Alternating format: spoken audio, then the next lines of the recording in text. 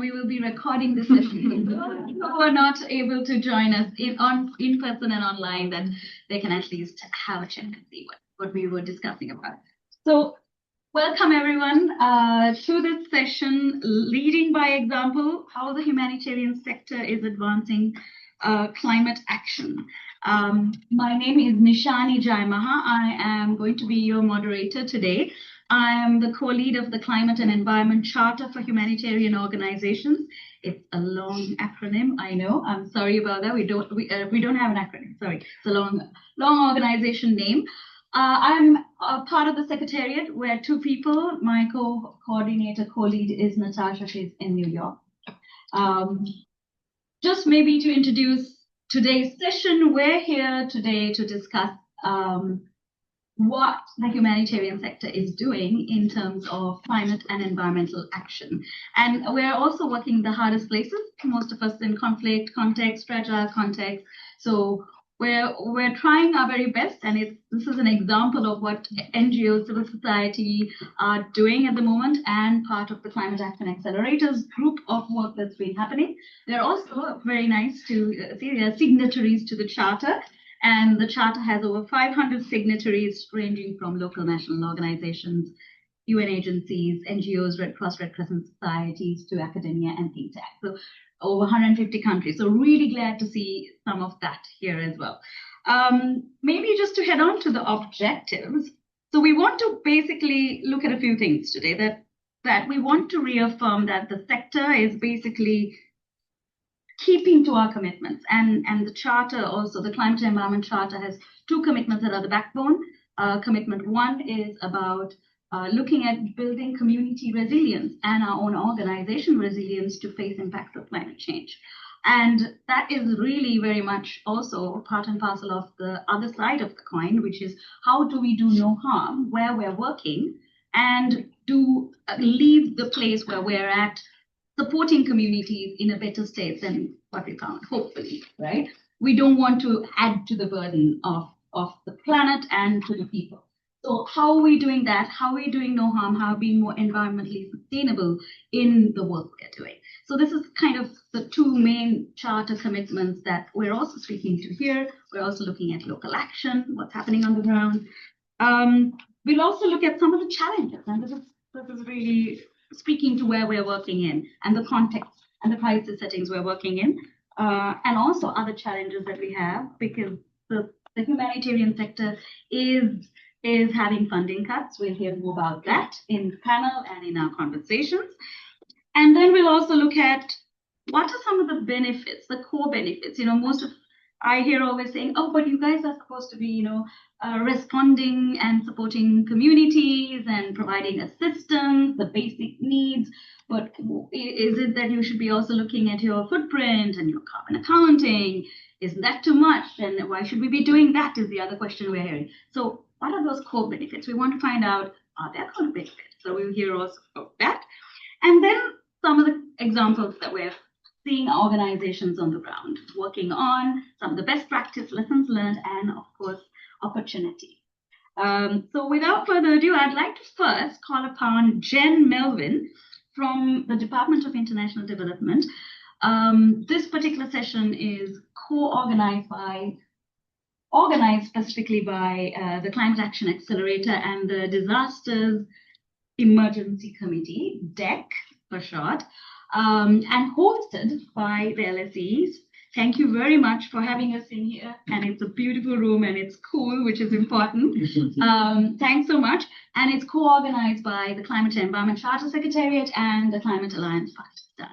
So it's a collaborative effort, which is what we as a sector are trying to do in achieving climate and environment action. Jen. Thank you, everyone, for coming. My name is Dr. Jen Melvin. I'm the co-program director for the MSc in International Development and Humanitarian Emergencies, IDHE, in the department. We're very pleased to host this event, and thank you very much to Climate Action Accelerator and DEC for bringing this conversation to our department during London Climate Action Week. Thank you as well to Maya and Innocent for working so hard to organize that. This topic very much sits at the heart of what we try to do on our MSc We teach students who understand that climate change is not a side issue for humanitarian action. It's reshaping the nature, state, and geography of crisis. We push students to think critically about the humanitarian sector's impact and not just the crisis that it responds to. The panel today will speak to debates that our students grapple with in classes and those that they write about in their dissertations, or they should be doing so at the moment. Many of the organizations represented today are those that we partner with in our student consultancy projects, and those that our graduates go on to work for or partner with, including the British Red Cross, Save the Children, International Rescue Committee, Action Against Hunger, and DEC. So it's an important opportunity to hear directly from practitioners shaping the current sector and its evolution. And this becomes even more timely, as you've mentioned, given tightening budgets and pressures on organizations to focus on short-term thinking and impact. Today's speakers will speak about decarbonization and environmental programming and why they are arguably even more urgent when resources are constrained. This is exactly the type of evidence and practice exchange that we want our students and our alumni to engage with and to take part in. So we are absolutely delighted to host the event today and to contribute to it. Thanks so much, Jen. Yeah, and we have a few students in the room, so I think it's definitely going to be useful for them and for all of us who are here in the room too. I'm going to hand over to you. We've got Ed Beswick and Philly Cool from the Disaster Emergency Committee, DEC, to share a few words. They're co-organizing it with Climate Action Accelerator. Over to you. Thanks, Nishani. Yes, so as Nishani says, my name is Ed Beswick from the Disasters Emergency Committee. I'm conscious that in the room we have quite a few people who work for DEC members, but for everyone's background information, the DEC brings together 15 international NGOs and launches public appeals in response to humanitarian crises outside of the UK. Our members include Save the Children, Oxfam, British Red Cross, and many other organisations who are presented here today. We've been around since the 1960s and have launched almost 80 appeals during that time over the past 6 decades, responding to disasters, conflicts, and health crises. Philly and I were working early this morning, monitoring the situation in Venezuela following the earthquake overnight. But the DEC is more than just a fundraiser. We bring together our members to address shared challenges, support learning and improvement. And in 2024, the DEC board agreed the Climate and Environment Charter should be a membership requirement, and all members should work to fulfil the commitments of the Charter. So since then, we've been working with our members to support them in adopting the commitments of the Charter and helping them to set targets. We've also adapted our reporting so we can monitor progress and regularly produce reports to identify best practices and remaining gaps. This is, as far as I'm aware, a relatively unique way of working and builds on the trusting relationship that we have with our members. I'm now going to hand over to Philly, who's been working very closely on these issues and can highlight some of the things that we're seeing on this work. Yeah, thank you. So as I've mentioned, besides having our members as signatories of the Charter, we're asking them actively to include in our reporting milestones information on how they're meeting the Charter commitments. And from those, we produce reports. That's a relatively new work stream. We've been doing it for about a year. And it's a space we found really helpful to share best practices from our members, but also reflection from within the membership and the DEC Secretariat and recommendations for how to go forward within the remainder of the response. It's something we share within the membership, and thanks to the Charter, it's something we're able to share with the wider sector through their newsletter. So I would sign up if you haven't already. But what do we see in these reports? We see that in fragile contexts like Myanmar and the Middle East, which is where the DEC currently has our 2 active appeals, we see that greening starts with the principle of avoiding environmental damage. It's a balancing act between climate and environment considerations on the one hand, but constrained context and towering needs on the other. And there isn't within our membership a single model of green humanitarian action, but instead we see a strong focus on harm reduction where possible through a range of approaches that change from member to member, that are shaped by the context, needs, and also our members' individual expertise. Overall, we see actually relatively strong climate and environment considerations within programming, and we see improvement throughout response. So based on that, we've actually recommended to our members to share more about the work they're doing within these contexts, to share their expertise and their lessons learned, which you will see, I think, at the panel afterwards. But before we do that, I want to share a few really brief examples of how we see green humanitarian action taking place within our responses. So starting off in the Middle East, in Gaza, we see quite differing approaches from member to member. On the one hand, we see a strong emphasis on the intrinsic intersection between climate and environment considerations and developing programming and delivering programming. But on the other hand, we see the consideration that there's towering needs and there's a need for efficiency. Ultimately, in Gaza, what we see is actually relatively low carbon programming shaped by the context that our members are working in. So because of the difficulty bringing aid into Gaza, we see a focus on local procurement. We see a shift to cash and service provision over in-kind distribution. We see our members working in existing structures instead of opting to build new buildings. And we see forced limited fuel consumption. So while members have different approaches, we need to, I think, recognize that there's limited capacity within the context of Gaza to greener response.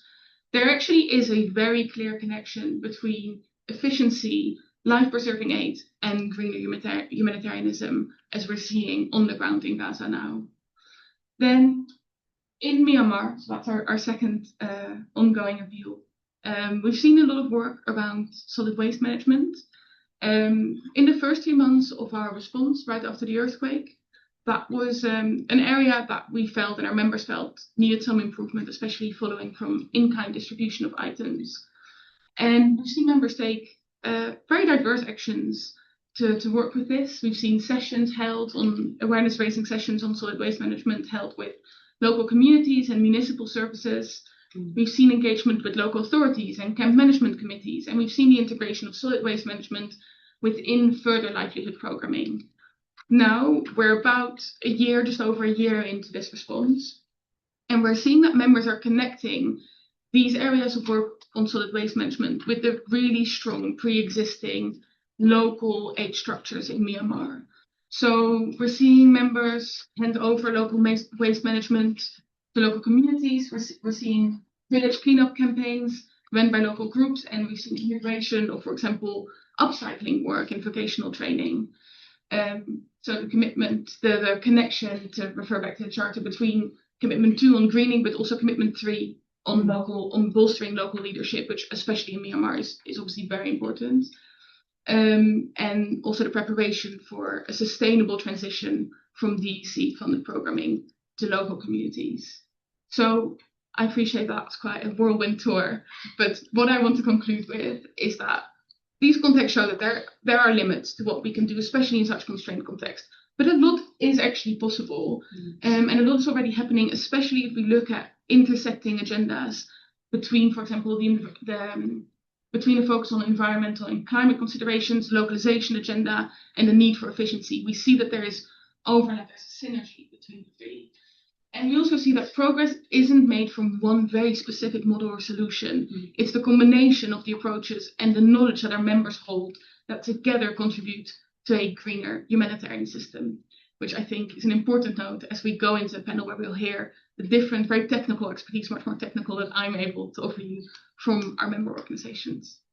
Thanks, Billy. I mean, that really gives a good overview of, like, in the most challenging places like Gaza, and then in Myanmar, where there's other restrictions, political, complexities and other complexities in there, we're still seeing organizations making an effort and an impact on the ground with communities, because there's a need for this, right? And that's what I'm assuming also communities are asking for this. I mean, if you don't have waste management, that's already a basic need from a community. And how do you do it in a more sustainable manner?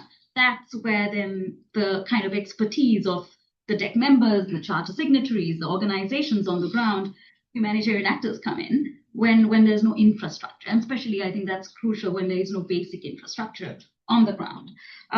So that's really important and interesting, and I'm really happy to also hear the contextualization, because it's also quite context specific is what I'm hearing, from the Gaza context to the Myanmar context, and I'm sure we're going to hear more from other panelists. And with that, I'm going to hand over to you, Bruno. Bruno Jochum is the director of the Climate Action Accelerator. The Climate Action Accelerator is a signatory to the Charter, so we're really happy.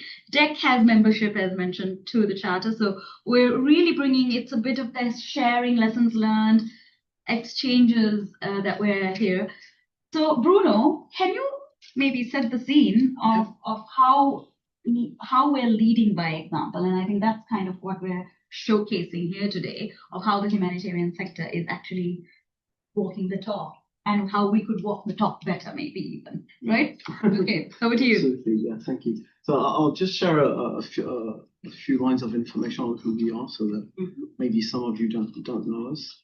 We're a non-for-profit initiative. We're based in Geneva. We've been active for about 5 years, and what we concentrate on is basically how to operationalize climate commitments in sectors which provide essential services to populations, which are facing the needs, basically, having to deliver services, but also how they can do it responsibly, acknowledging the science and following science-based pathways within financial constraints. That's what we work on. So it's a lot about mitigation, but it's also about resilience strengthening with partners. We're quite active in the aid sector, health, and we have a few partners from the higher education research areas. Okay. Next. So we currently have about 40 partners on board. Some are large international organizations or NGOs. We have also half of our partners are actually local partners, Sub-Saharan Africa, South Asia. And you'll recognize also a few health organizations. And we even have 2 or 3 funders who actually provide funds for humanitarian action. And we look at what they can do at their level.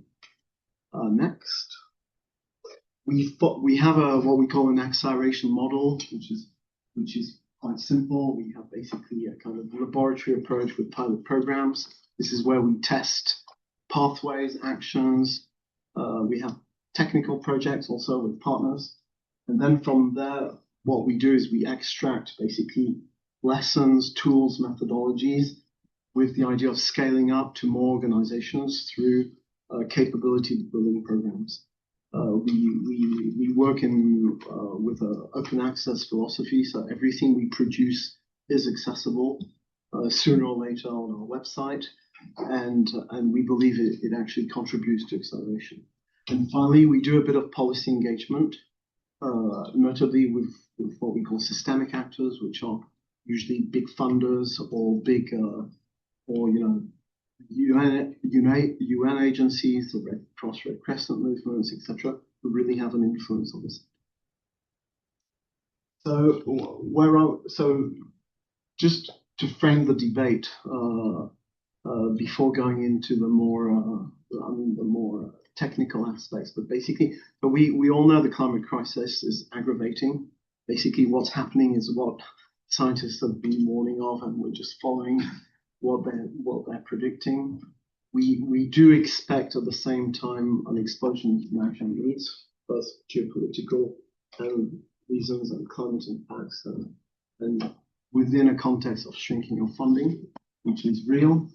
And so the question very much that I think all of you are facing is, how do you actually deliver your core mandate, your core social mission, while learning how to operate within planetary boundaries, not to contribute yourselves to aggravating the crisis, and while facing financial constraints. So what's actually the practical pathway with these constraints?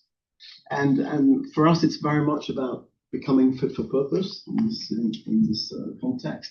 And we are convinced, the more we work on the subject, we actually are convinced that this climate-nature transformation of humanitarian assistance will reinforce it, and for the benefit of populations. And unfortunately, this is often overlooked often presented as we can do one or the other, but not both, and we're convinced actually of the contrary. Next, so there are obvious co-benefits which need to forward. This better quality programs, clearly the populations of our systems that can be through more robust products which are provided. It can be also waste management. It can be longer, better conditions to patients and buildings, etc. Efficiency, some of you have talked about it, cost savings. There are a number of levers which actually do produce cost savings, and which is the case, for example, on transport a lot, sometimes energy after a certain time. Operational resilience is very important. A lot of people in sub-Saharan Africa or South Asia are saying, we want solar energy, but this is not the reduction of emissions. We want it because this allows us to provide continuity of services to populations, and we're not exposed to the volatility of fuel prices and disruptions of supply. Capacity through localization. I mean, needs are going to grow. We know international assistance is limited. So actually, localization is a condition to actually provide necessary support. Finally, acceptance by local communities. That's also an important benefit. Next. So in 2024, we published what was probably a first estimation of actually the carbon footprint of the international humanitarian assistance sector. But this, sorry, can you move backwards? Sorry. So what we found is, so this was based on data. It's data which can be criticized, but it's available data. Mm-hmm.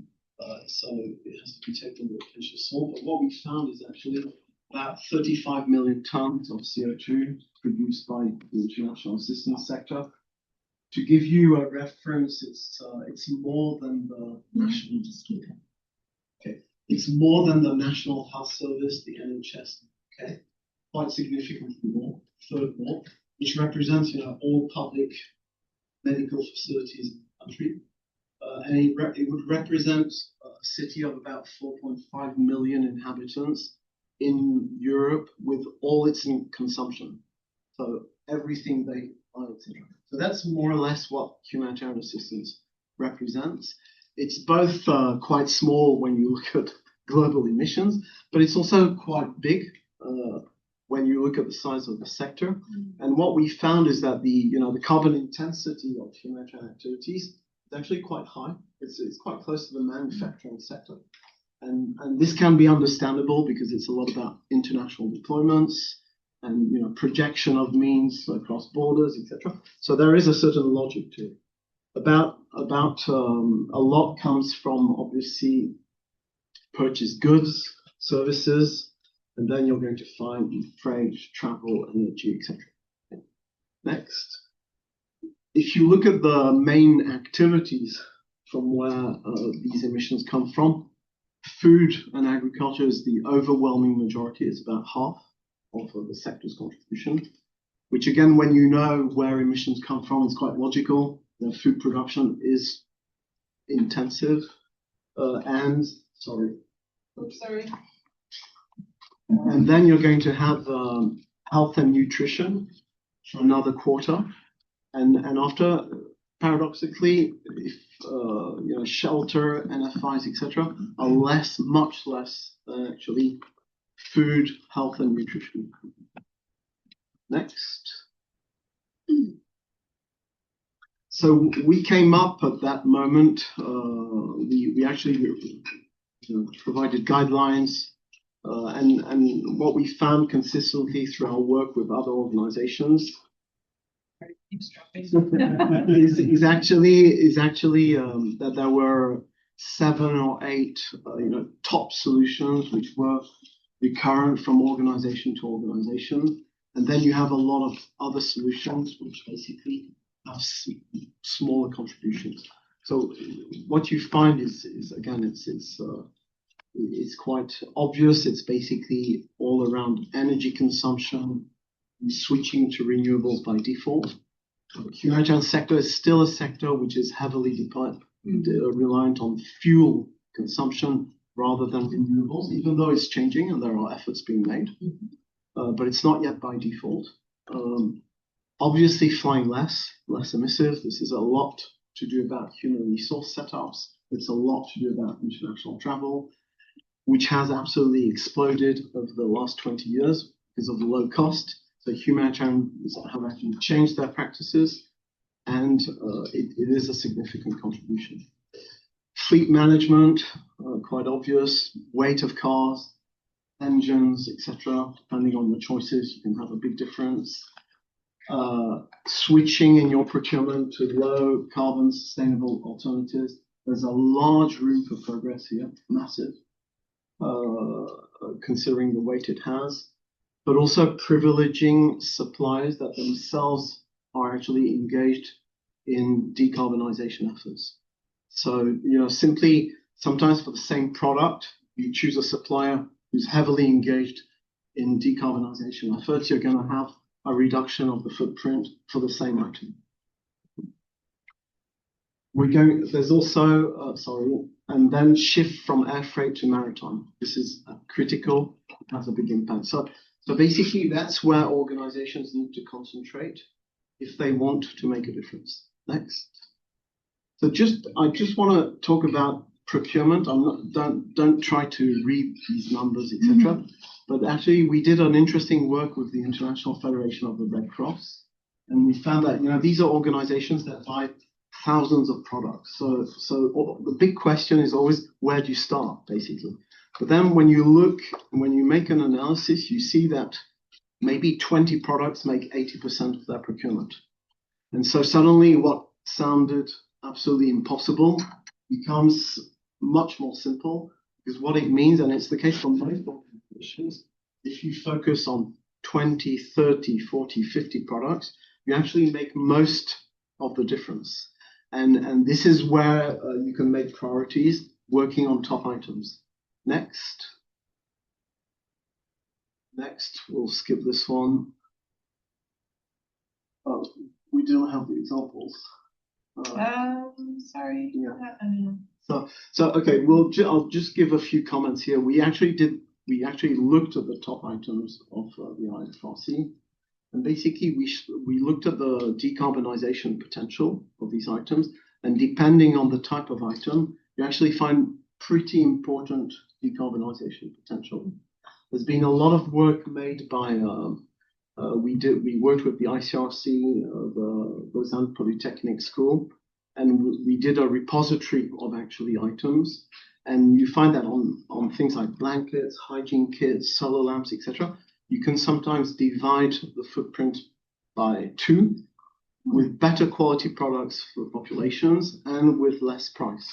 So what it means is there is an important margin of action. And the question is how to get there. Next. I'll finish here. It's about the financial analysis of, there's often a lot of false perceptions of costs linked to greening and decarbonisation. This is focusing only on decarbonisation, so it's not waste management, it's not local degradation. But what we found is, you have areas which create savings, really quick savings. This is all that's linked to transport, notably travel freight. If you control these, you get immediate savings. You're going to get energy usually needs a bit of investment, and then you have returns. And then procurement is much more an item by item analysis, but there are a number of items where you do have savings by acting. So overall, what we found is basically we're talking about net costs for organizations that are usually between 0 and 1%. Sometimes they're negative. But what's difficult is you need to reallocate resources in one area from one area to the other. And that's always very difficult within organizations because basically they're not used to that. It's important to understand that because of the savings, you can actually reinvest part of the money to actually accelerate the greening elsewhere. Next, and I'll finish there. So finally, humanitarian donors, because organizations have a very clear role to play, but humanitarian donors do also, and notably in encouraging their partners to actually mainstream this and basically act on. It can be supporting transition through capability building. I mean, at times where resources are limited, it's very clear that transferring capacity, transferring tools, knowledge, instead of reproducing 100 times the same tools, etc., can play a role. And there's need for more programs to actually transfer.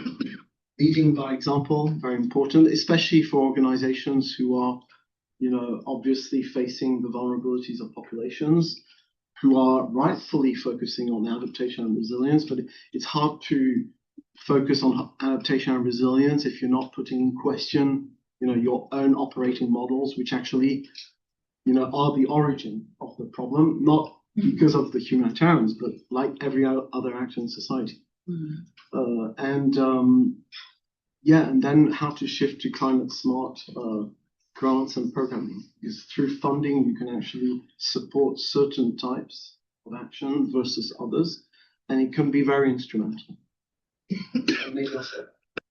Thank you so much. I think, Bruno, you kind of really wrapped it up well in a way. It's a win-win for both. You need to look at adaptation and mitigation at the same time, or else the work we're doing on adaptation is actually going to be lost, specifically in places that we're working in where there is crisis. There's not much large adaptation work for climate financing going in there.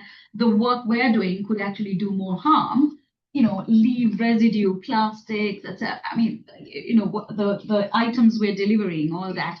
And I think the life cycle of these items are key also for this cost-benefit analysis from what I've gathered. I'm not technical, but I've been following this, and it's really interesting how some of these products can actually last longer, at the same time be less impactful to the environment.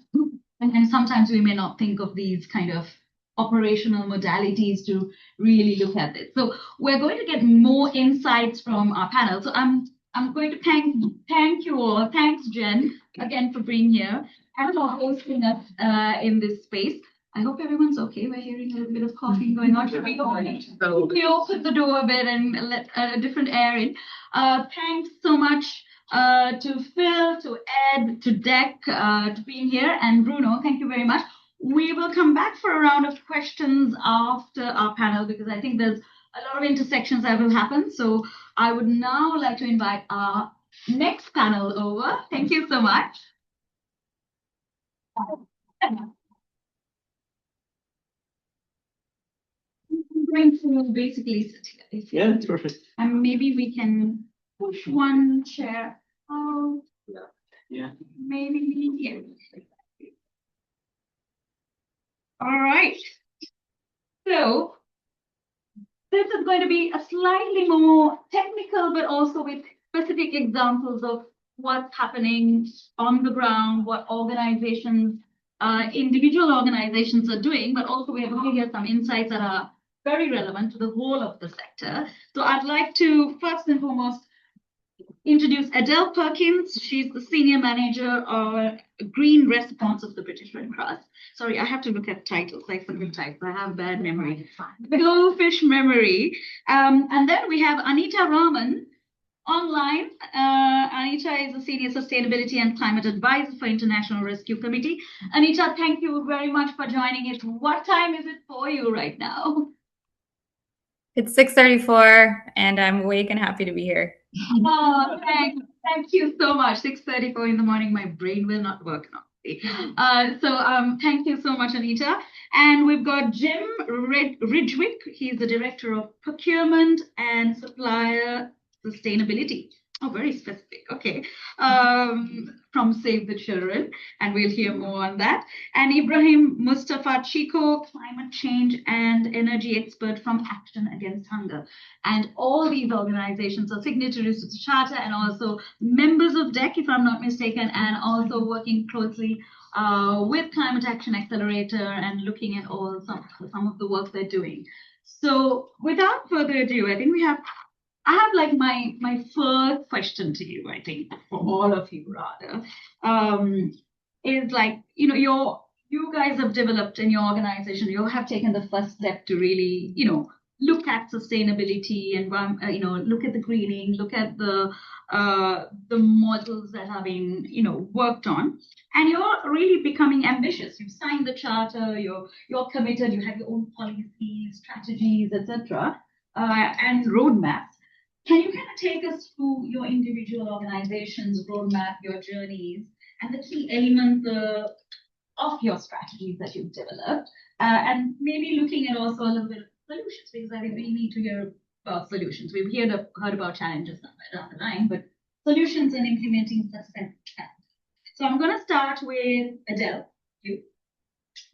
Adele. I'm first and slide. Oh, wow. Okay, so today, first of all, the British Red Cross, we aren't thinking of climate action as just an environmental problem. It's really a humanitarian crisis, and our strategy goes into two strands. So there is the adaptation and resilience to the extreme weather, and that's UK and international. But I'm here today to talk about our decarbonisation.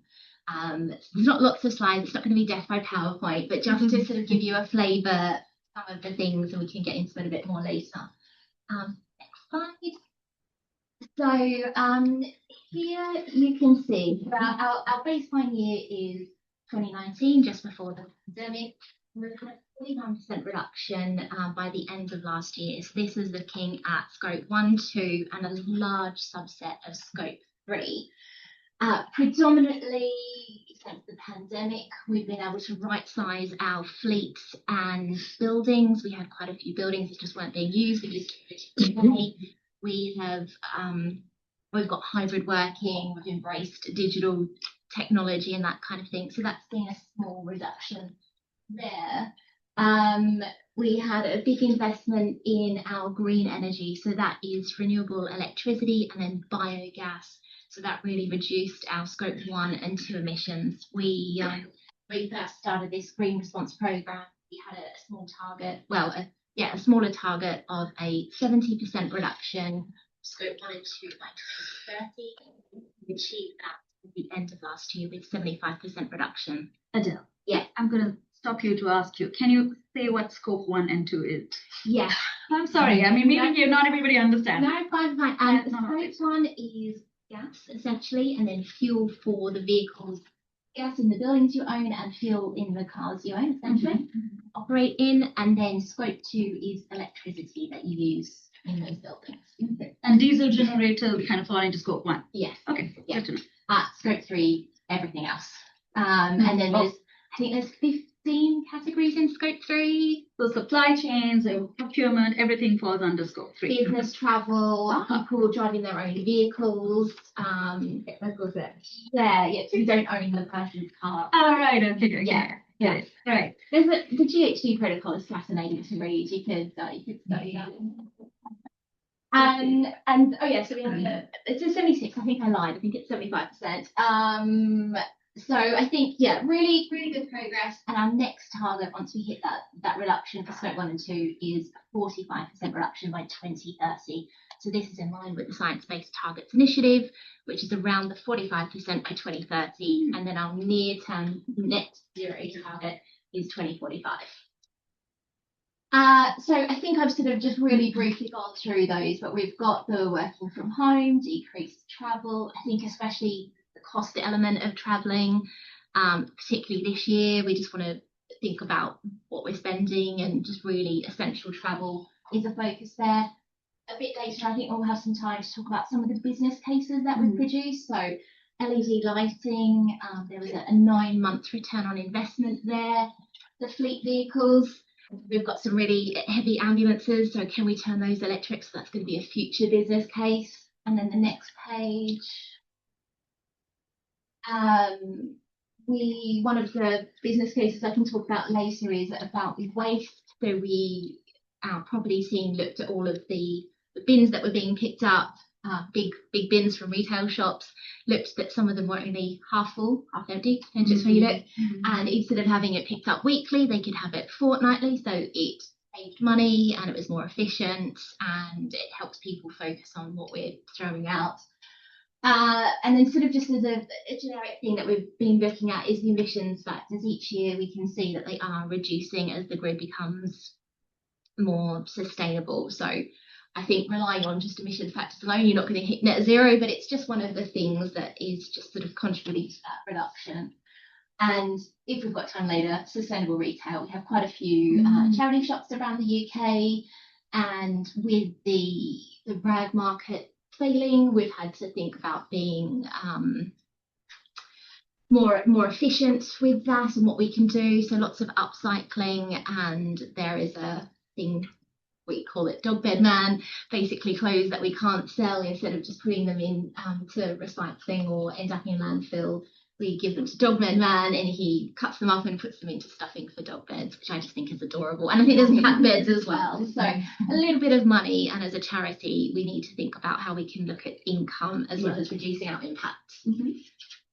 And so next steps, I think we can talk about this one later, but looking at data, sustainable retail, continuous improvement.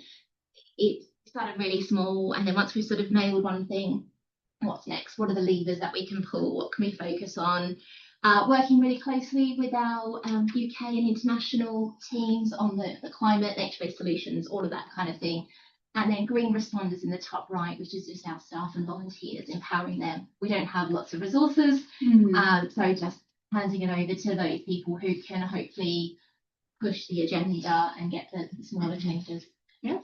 Thanks, Adela. And it's really interesting that you guys have also the volunteers, right? Which is interesting, different models at community level that could be looked at for kind of that environment sustainability piece. So good to keep that in the back of mind. Anita, I'm going to head over to you. Is this yours? Anita, yeah. All yours, Anita. Thank you so much. So hello, everyone. So I'm Anita Raman. I'm IRC's a Senior Sustainability Advisor. That's the International Rescue Committee. And before I start, I just want to thank the organizers for making it easy for me to join remotely.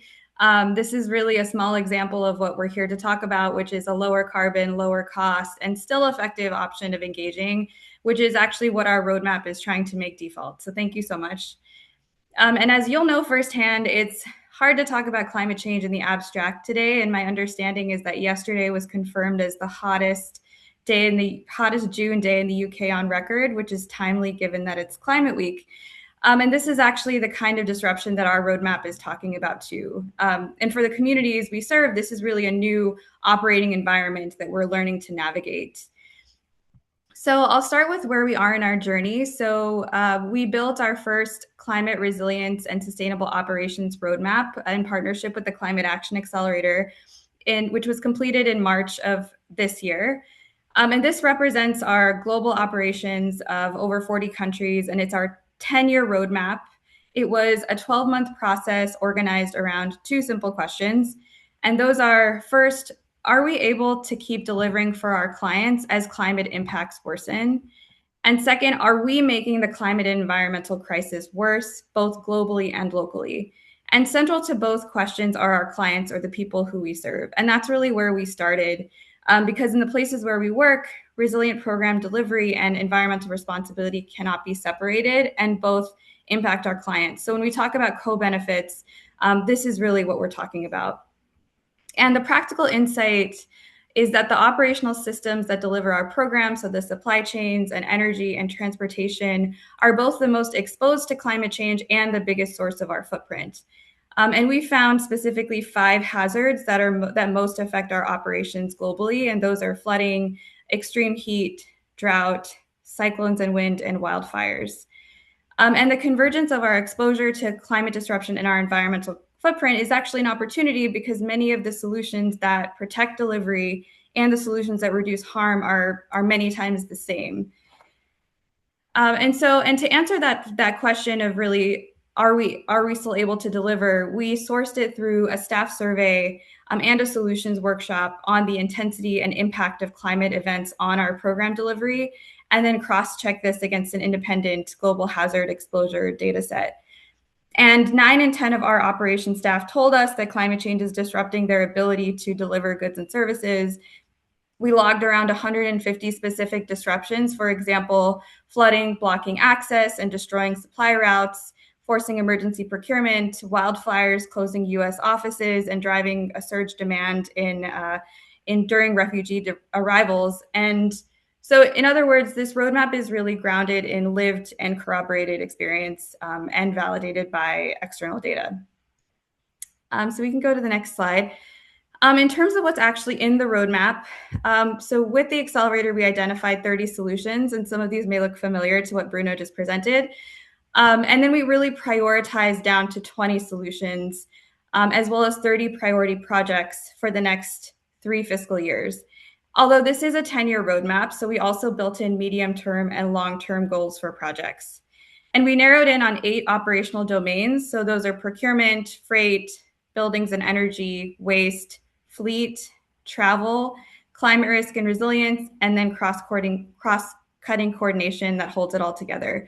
And every solution is really designed to both cut our emissions and build resilience. For example, buying lower impact products and prioritizing climate appropriate specifications, reducing fuel consumption by optimizing and pooling movements while also maintaining flexibility for emergency response. So we also include a climate resilience solution specifically, including strengthening staff safety and well-being, and integrating climate risk into our strategy and financial planning.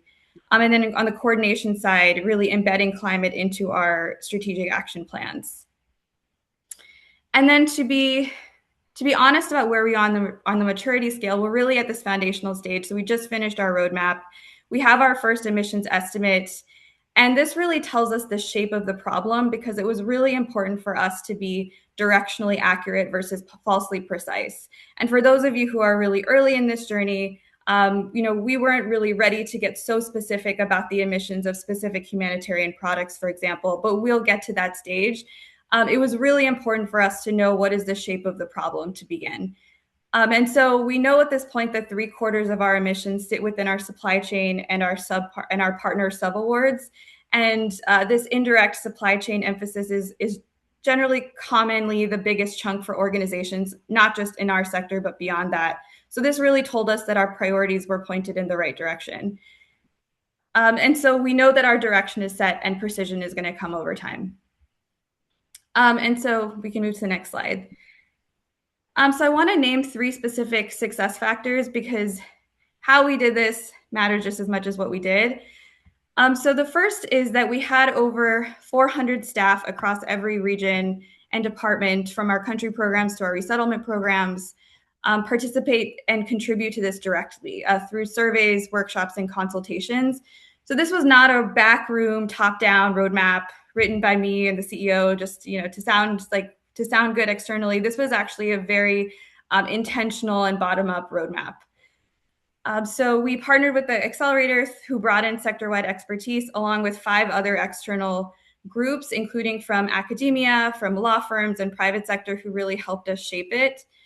Internally, we had a steering committee of departmental leaders, and that included from programs and operations, finance, our global offices. And when 9 in 10 operations staff tell you climate change is disrupting their work, and then they show up with over 360 sustainability practices underway, that's when you know you need to build from their reality and their assessment of what can be implemented and what is needed and when and how. So I'm really proud of the bottom-up approach that we took to this roadmap. And then second, we prioritized with discipline, and then we stress tested. And I think this is also really important to this conversation we're having about the financial crisis of the humanitarian sector.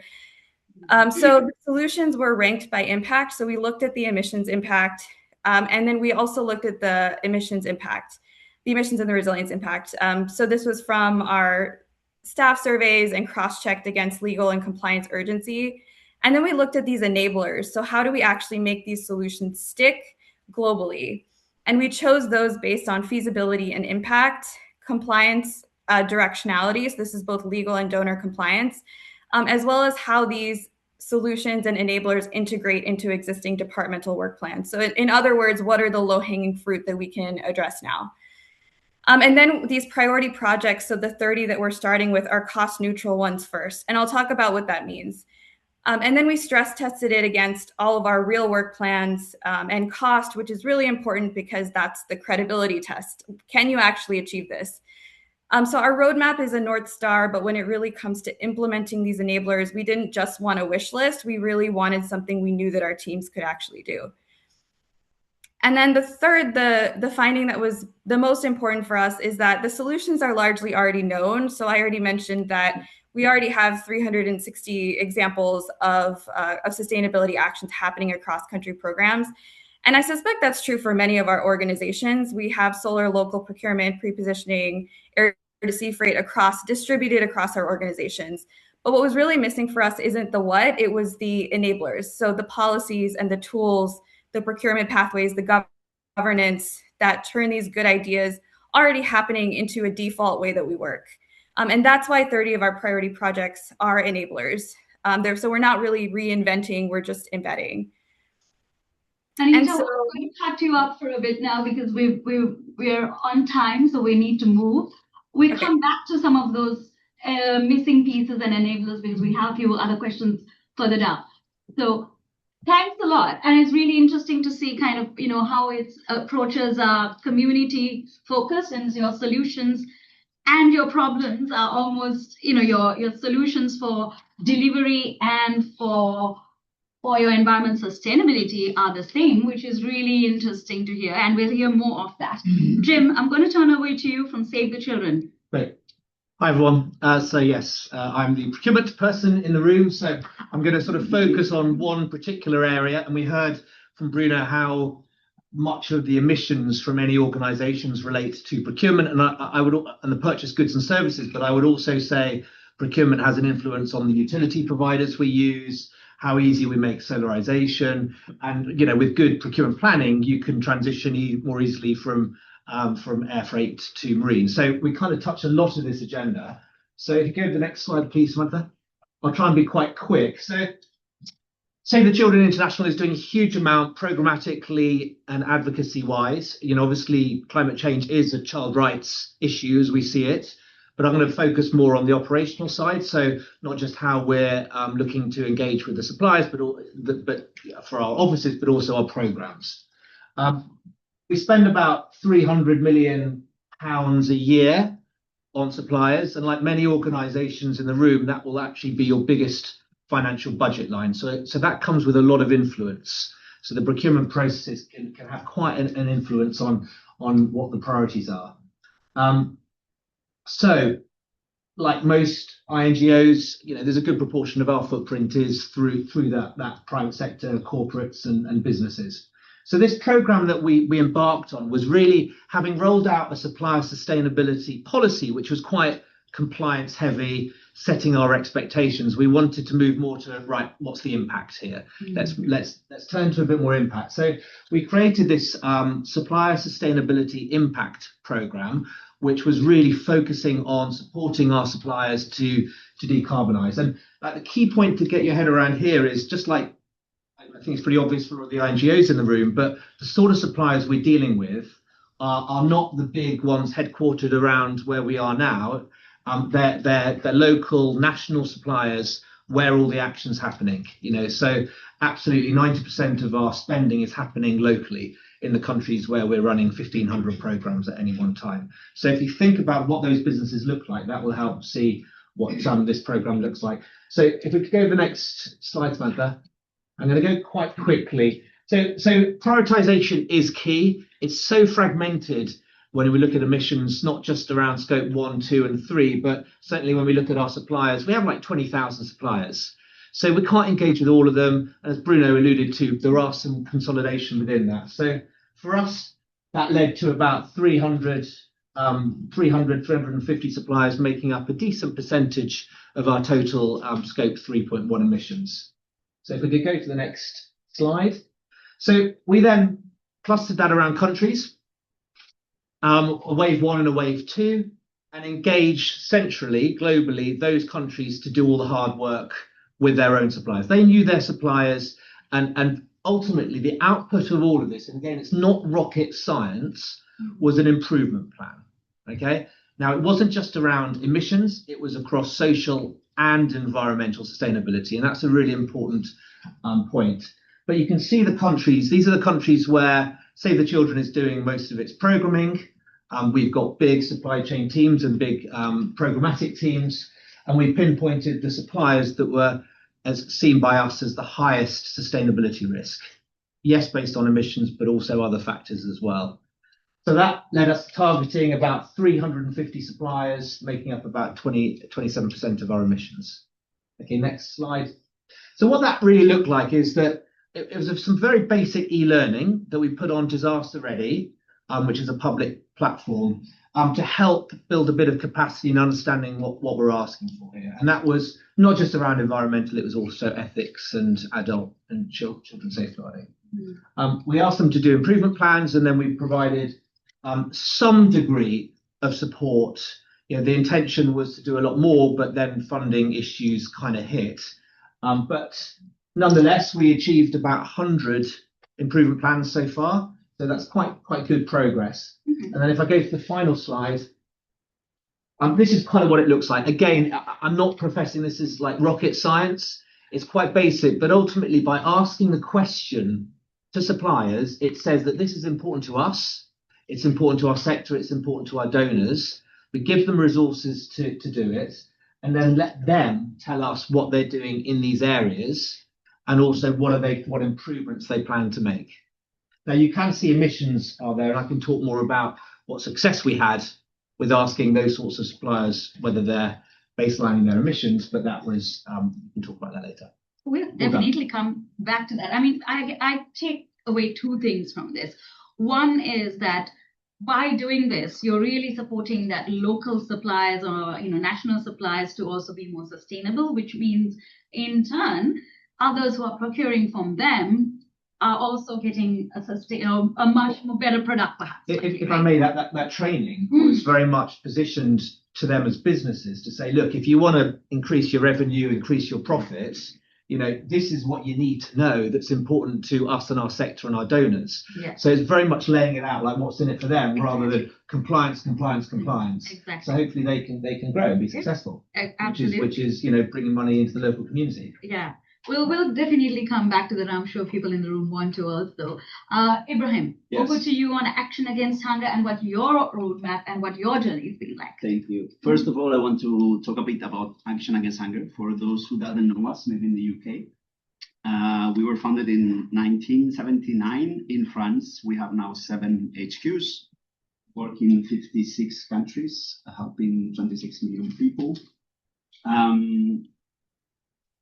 Of course, we fight against hunger. That's our name. So what it comes with the name is not as easy in the field, right? So what we do is we work in every sector that helps us fight against hunger, so water and sanitation, livelihoods, nutrition, health, etc. Okay. But when it comes to environment, as ACF, we've been doing environmental actions for the past 10 to 15 years, but I would say they were scattered by missions, a bit isolated.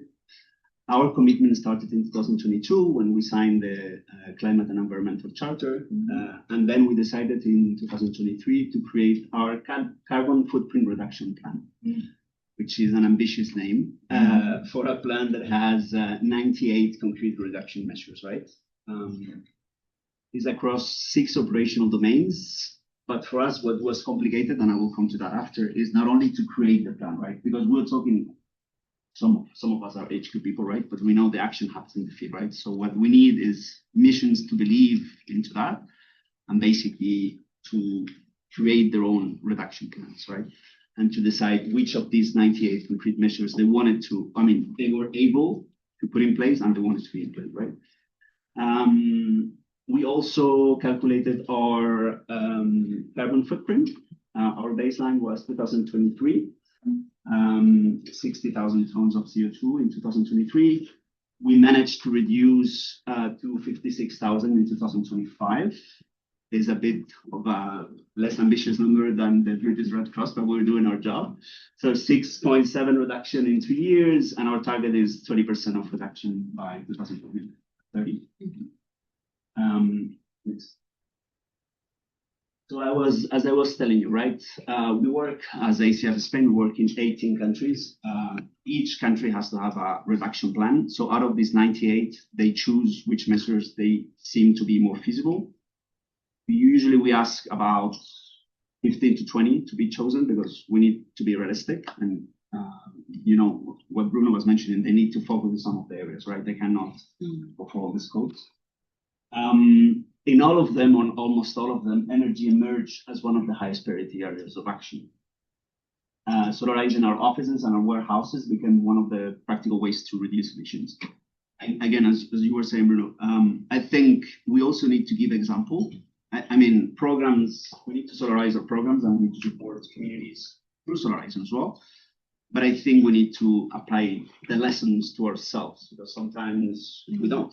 I mean, we're fully dependent on fuel, right? And I think one of the strong arguments, we usually go with the climate, of course, we go with the climate commitment, but even internally, we're not talking even about external stakeholders, but discussions about our own teams, you need other arguments. And usually operational reliability is one of the strongest. So again, we work in contexts like Sudan, Mali, Niger, Mauritania, Syria, contexts where the teams are, they don't have access to electricity from the grid. They are using sometimes 12, sometimes 18 hours of generators to run the offices and the warehouses.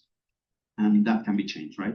So one of the strong arguments is fuel supply chains are fragile, especially now in the last year.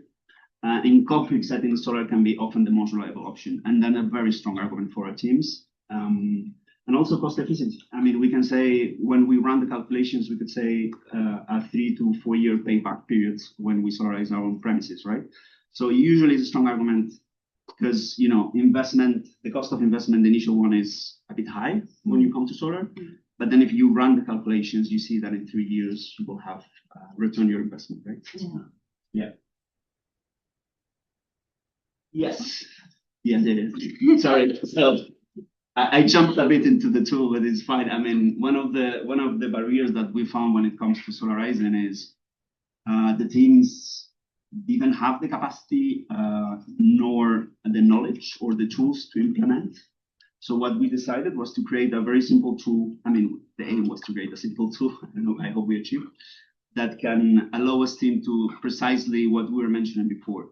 So it gives you numbers, it gives you calculations of what's the economic investment of implementing solar, right? Because usually teams are a bit lost when it comes, yes, I want to solarize my office, but I'm in the middle of base in Sudan. I don't know how much it's going to cost. I mean, there are other problems, of course, suppliers, etc., quality of products. But when it comes to even starting, like, how do I put this in a budget? How do I talk to my donor? How do I talk to even to my boss? We're talking about sometimes mid-managers, we are talking about teams of 100, 200 people. They want to talk to their own boss and say, like, we should solarize. Logistic guys who want to solarize their offices, right? So React it's a way of facilitating this process. It's done for the humanitarian sector and it's open access. I mean, we can send the link if you're interested to have a look. It's for the whole humanitarian community, so it wasn't built for ACF. It can be used for any other UN, NGOs, etc. Okay, thanks. Great. I mean, there's a lot to unpack there. And I see, like, with all your organizations, you're all in different levels and stages. And that's also what it is. The journey for each individual organization is different.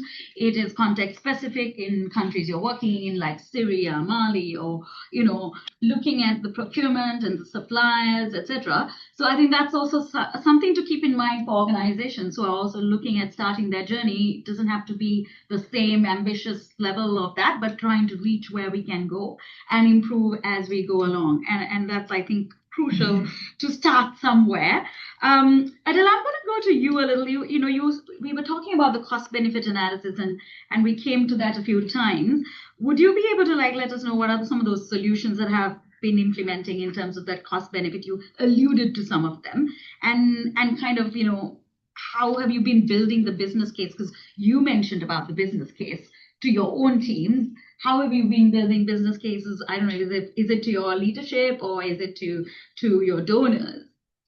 Definitely. Well, initially it's to our executive leadership team. So I think the big one was for the green energy, electricity and biogas. And it was switching our, we've got 500 buildings across the UK, going through an energy broker who can negotiate a good deal.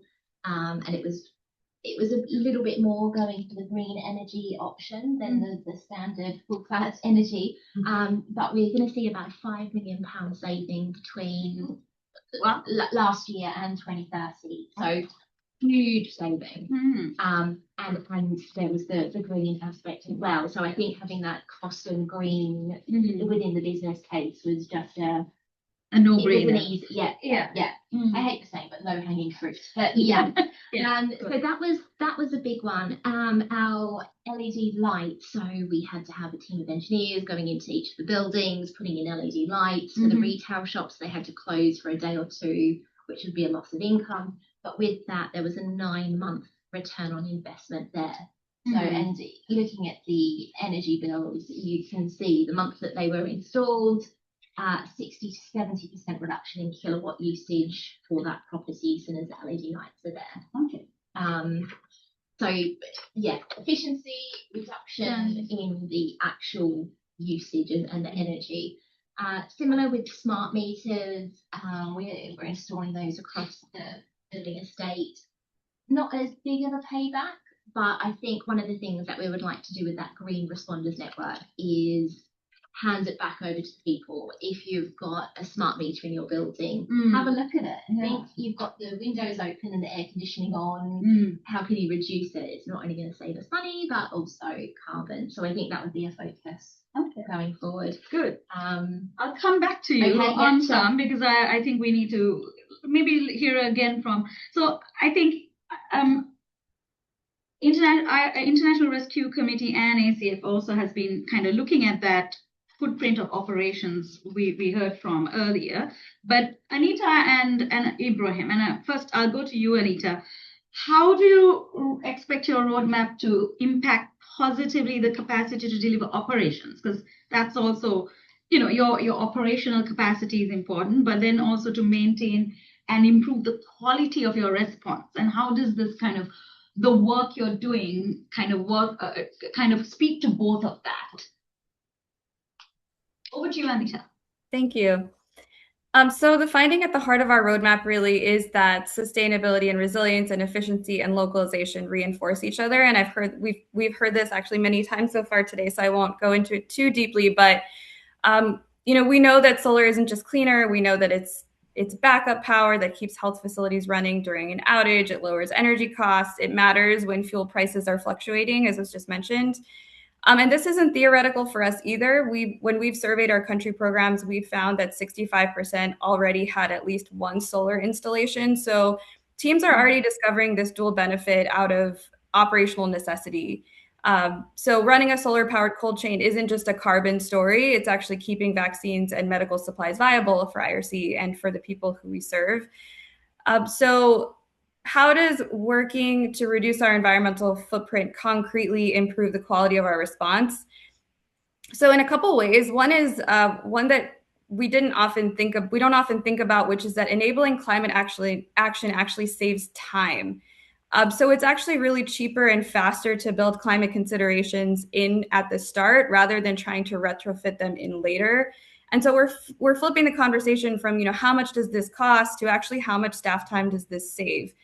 So if you're already revising a procurement policy or you're already building a risk framework, or then adding climate criteria is actually a low-hanging fruit. It's a low-cost addition compared to retrofitting something a year later because of a donor requirement or because of a new regulation. And that becomes an expensive standalone project. And that's saved time that can go back into the work that supports our mission.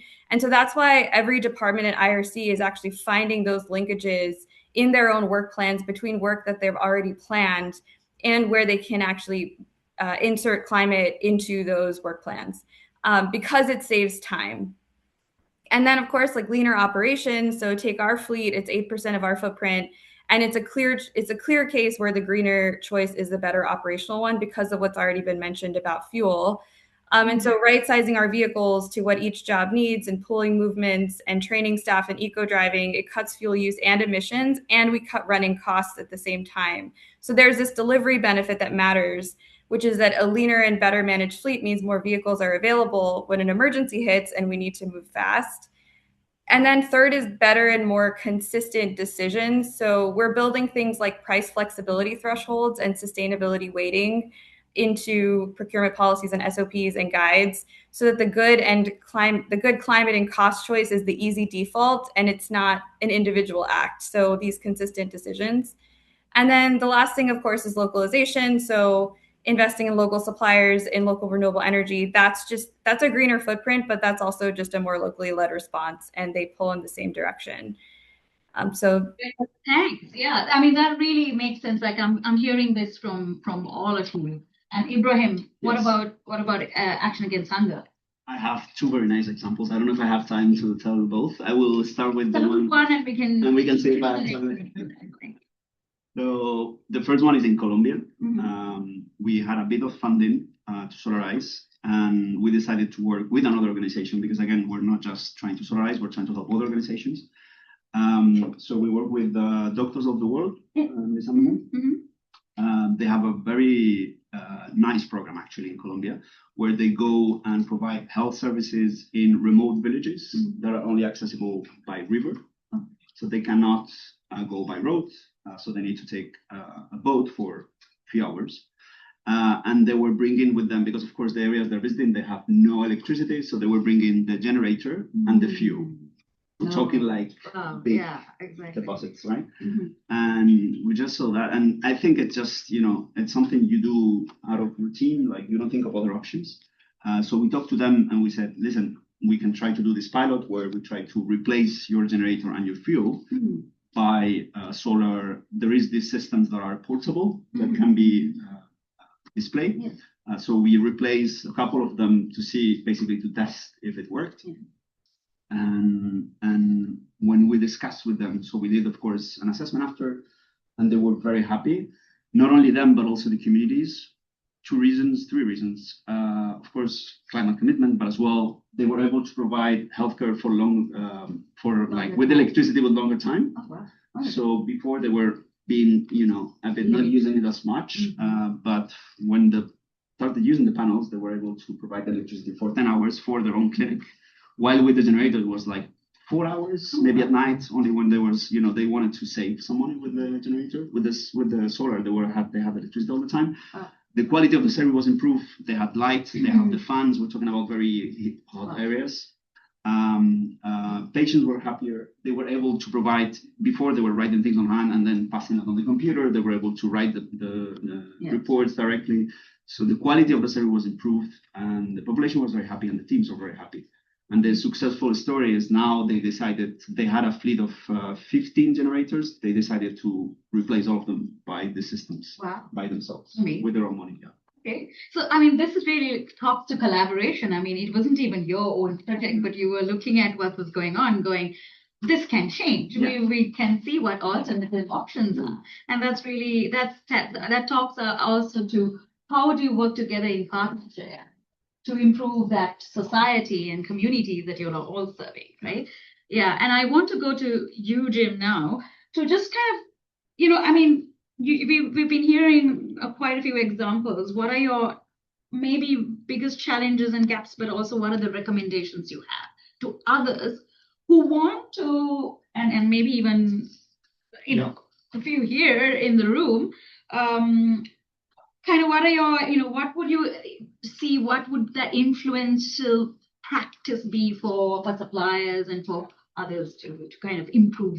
Okay, so thank you. Yeah, some of the challenges, the funding has been the funding cuts have been brutal to save the children, as it has for many. A lot of our funding came from the US government, but also, other governments have pulled back as well. And you could imagine that leads to huge headcount loss and hardcore prioritization. And sadly, sustainability has been hit by that. Another challenge is, as we engage the suppliers, you can picture it with the countries that we put in there. The maturity is just not there. We had about 15% of those improvement plans had suppliers saying that they are reporting on their emissions, and even some of the basics on safeguarding and health and safety, that was quite poor. So, but I think by asking the question, it puts them on a path, right? We were accepting wherever they were on that journey, just as long as we expect and hope for improvement. Another challenge that we face in this whole area is around, it's very hard for any of us to compare our emissions, because the underlying methodology behind that is based on emission factors that are quite variable, right? So it makes it very hard to do, as well as there's some gaps in our sector for emissions reporting around things like gifts in kind, how we deal with partners, implementing partners, and how we deal with cash-based interventions. So, you know, that's a challenge. And then another challenge is that I think for INGOs that do a very diverse portfolio, I think there's a bit of an overemphasis on LCAs at the moment. And I think they're great for so life cycle assessments. I think they're great for corporates with one or two products. I think they're great for some of the UN where they've got one mega supply chain around food or vaccines. But for your typical INGO, we have such degree of broad programming.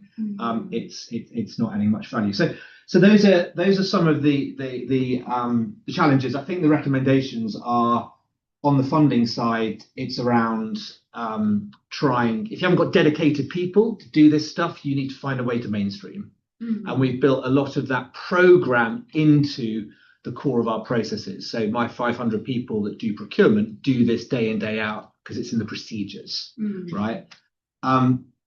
Secondly, hardcore prioritization, be ruthless on prioritization, because there's just so much fragmentation. So which suppliers do you approach? Which products do you look at? Which parts of your total emissions? Thirdly, because of the supply maturity, talking about engaging corporates, you need to invest in capacity strengthening. You need to give spaces for suppliers to share their practices with other suppliers. And I would say on this is that the suppliers know their products as well. So let's not be so arrogant to say you need to decarbonize it in this sort of way. Tell us how you can. And you need to have spaces in your procurement processes to let them offer ideas, right? And then I think that we can all advocate for standardization of emission factors. And then I would just say, finally, you know, not many of you might have thought about supply chains or procurement in this space, but really you should be asking your program people, your procurement people, what are you doing about the biggest emission factor, the biggest polluting part, which is the actions of your suppliers? What are your organizations doing about that? You know, hold your procurement leader accountable for that and bring them into the fold. Be my suggestion. Oh, not all easy, but some of them are, as mentioned, low-hanging fruit, and some are doable. But I think really to your point on, I think that mainstreaming it, that putting it into SOPs and making it a typical thing that you are meant to do in a process, which is what, you know, human beings are also, we are all process. If we have that as a tick box, we need to do it. And then we do it, but not just only as a tick box, but actually going, okay, what does that mean then? And have some examples and some practices that are there, and even more details. That would be useful, I'm assuming, for other organizations as well, right? And on that funding point, I'm going to ask all of you this question, because this is obviously the elephant in the room. How has funding impacted your operations and your kind of implementing some of this environment sustainability? It's obviously a challenge. And then what are you working on alternatively to kind of look at some of the alternative funding, or is this something that you've been thinking about or not? I'm not sure, but perhaps it's something to put out there. Anita, I'm going to quickly start with you. Sure. Yes, I'm here. So sustainability cuts touched many of us in this room. It's not abstract. It actually affected people as well. So when we're talking about cuts to sustainability, we're also talking about this in a very concrete way. And many of the people, many colleagues of mine who were doing this work were among the first to be impacted. And from IRC's point of view, this is actually a paradox, because even though funding fell, demand didn't. And in the US, for example, even as federal ambition declined, we actually saw state level legislation ramping up. So in California, for example, we saw legislation on emissions monitoring and on climate risk disclosure.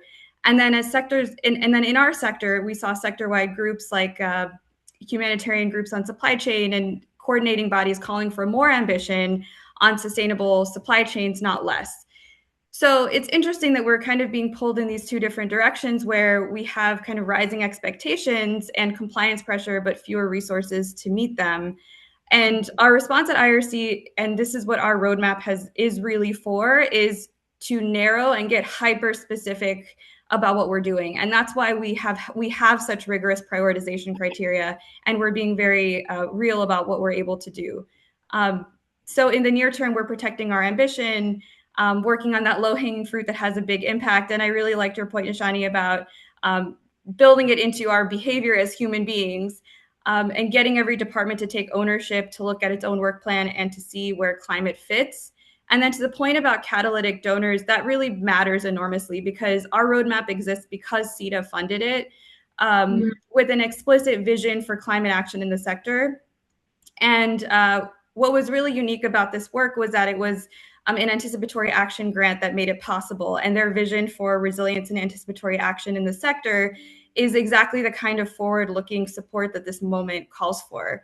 And so you'll see why that's reflected in the resilience question part of our roadmap. And that's also what enabled us to work with the Climate Action Accelerator, who also brought rigor and evidence-based methodology to our roadmap. So if there are donors here, my ask is really fund the enablers, like not just the standalone projects, because we know what many of the solutions are. We know the need, but we really need the people, the policy, the tools, and the governance that makes this stick.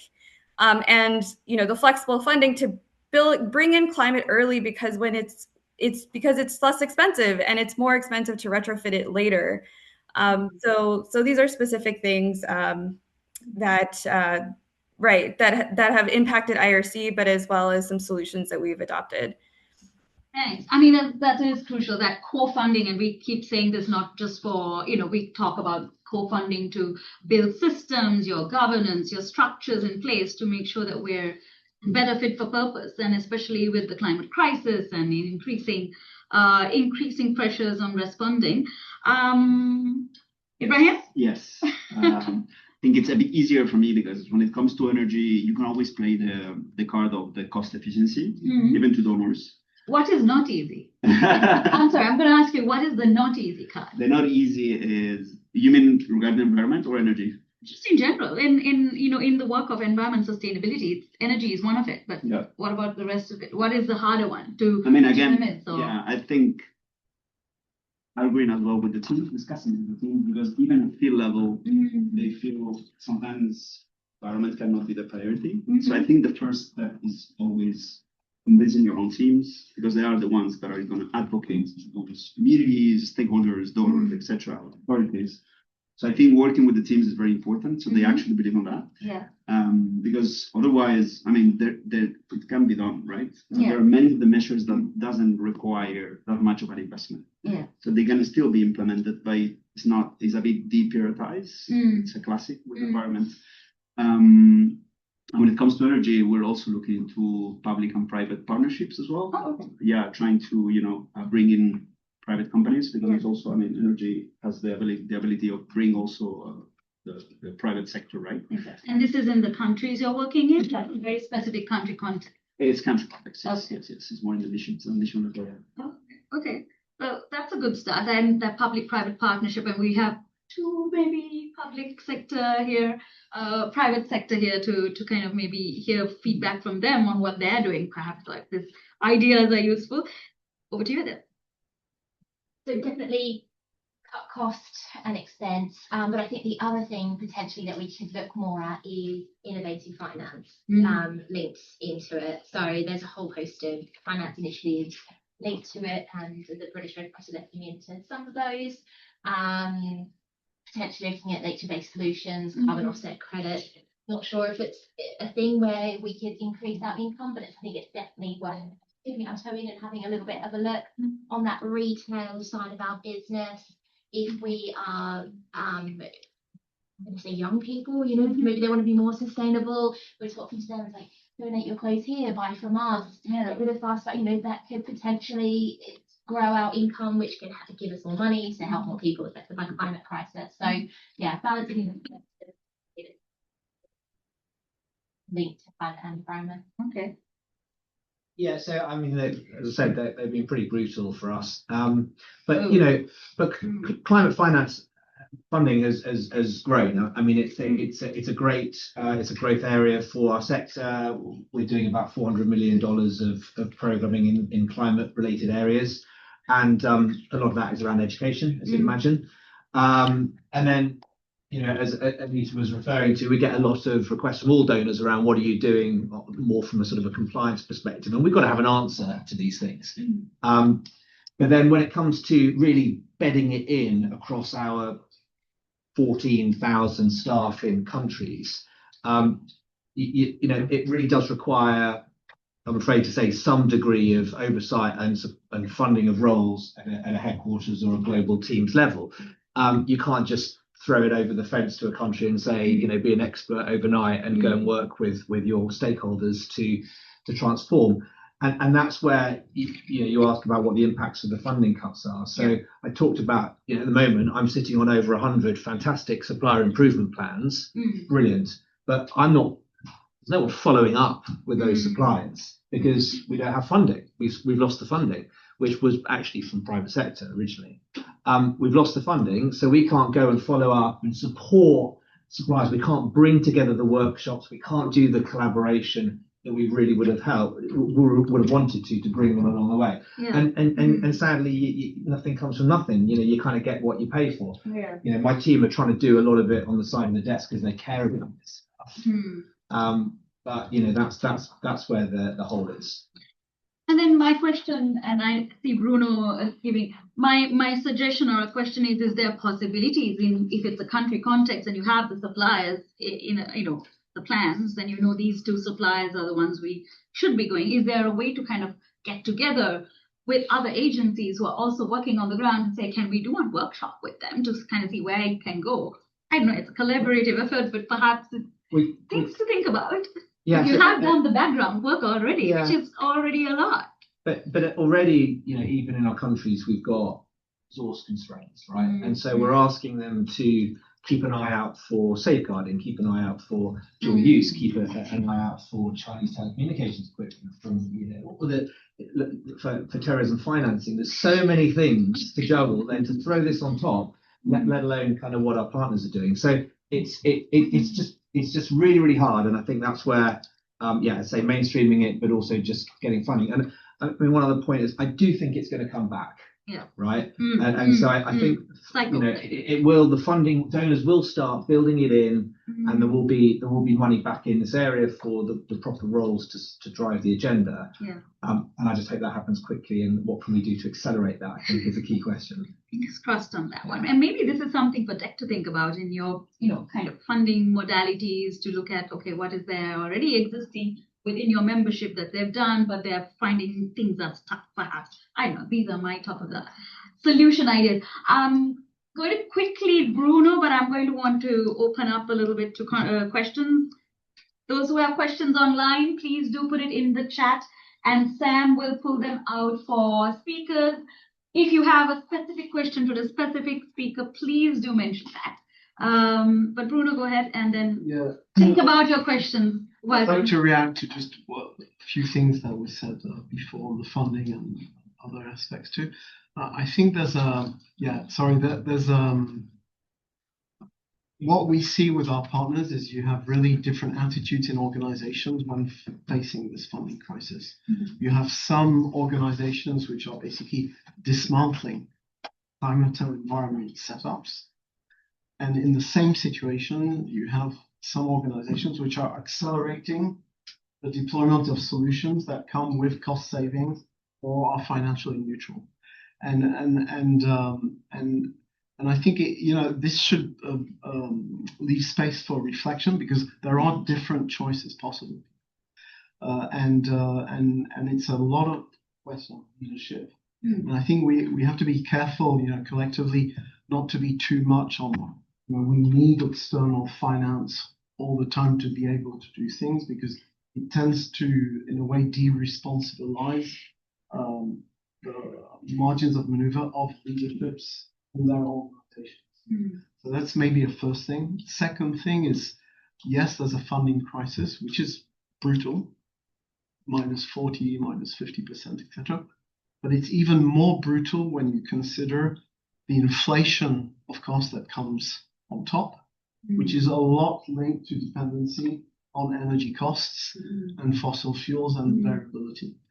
And so we know budgets have taken like -50, -40. When you take into account inflation since 6 or 7 years, it's much more. It's much more. Yeah. So what the argument is if you don't reduce your dependencies on fossil fuels in your activities, you're going to be even more exposed and you're going to lose capacity to act. And that's almost a consensus by energy specialists, etc. So it becomes a question of organizational resilience. It's not so. And I think we have to be able to put these things on the table, because it's quite an illusion only to think 1 year ahead or something like this, rather than looking at the long-term choices. The second thing I wanted to say is that it's much costlier to try to transform indeed something existing, which Anita was mentioning, which Anita said, rather than setting new programs in the right way. And one big advantage of the humanitarian sector is its turnover of projects compared to other sectors. And you could argue that by changing indeed the standards or the way you design the new projects as you roll them out, within 5 to 10 years, almost the whole portfolio of programs will have been transformed. So it's a question of where you put your energy, basically.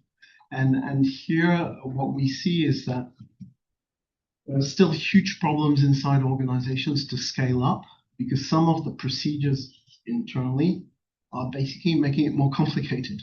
So you have a lot of pilots, you have a lot of good projects. There's been a lot of good projects for 30 years. The problem is, why are we able to scale them up where they become the immense majority? And we still have a lot of internal procedures that don't allow change. I know organizations, humanitarian organizations, if people want to take the train in Europe for long distance, that organization forces them to take the plane because it's lower cost. These are the types of procedures you need to dismantle, basically. And so there's a lot of nitty-gritty to be done. And the final word is, to come back to Jim, is yes, there's need for harmonization of methodologies. There's need for tools which can be used in common. There are some, basically because it lowers the energy you need to put into these methodologies.